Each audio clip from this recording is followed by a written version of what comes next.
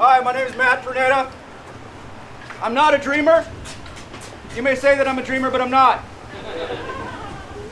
I want to make something very clear here, because what we're witnessing is not just as simple as keeping some people from being citizens.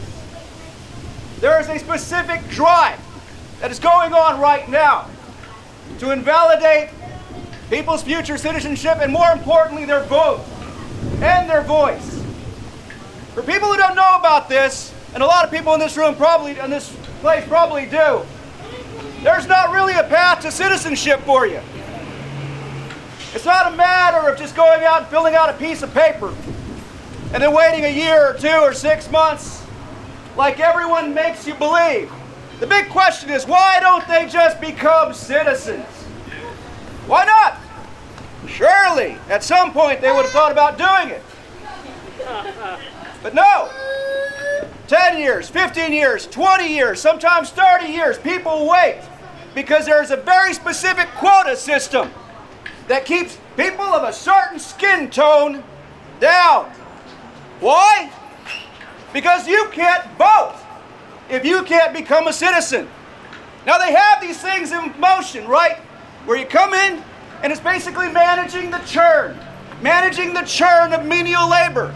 They will make it easy enough for you to come here, be here a year or 2, clean people's yards, clean people's toilets for less money than they would pay anybody else, for money that no American citizen would take. There's a lie that jobs are being stolen. These jobs aren't being stolen. They are not being stolen. But they do this over and over again. Let people come in for a certain amount of time until they get tired of you, until you start to get comfortable and maybe make a difference in your community. Then they make you leave. Why? There's a certain group of people who know that if brown people had the right to vote, the South would be blue. That is what this is about. That is why this dream is being deferred.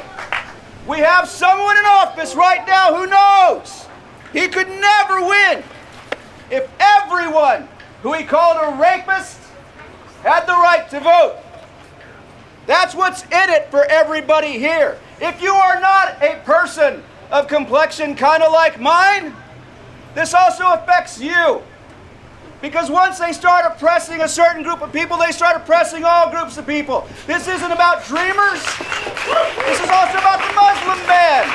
This is about any minority party, any minority bloc. They seek to stop you before you can get your voice. So, as the man before me talked about, he urged you to make phone calls to people who are on the fence. Don't stop at the fence. Don't stop at this wall. Call everybody over and over again and demand action. Because this, what we're looking at right now, what we're experiencing right now, when I talked about managing the churn of menial labor, this isn't just about Mexicans wanting to be citizens. This is about them enforcing the new slavery of the 21st century. This is slavery, this is Jim Crow, and this is them denying the voice of people who belong in our community. Thank you.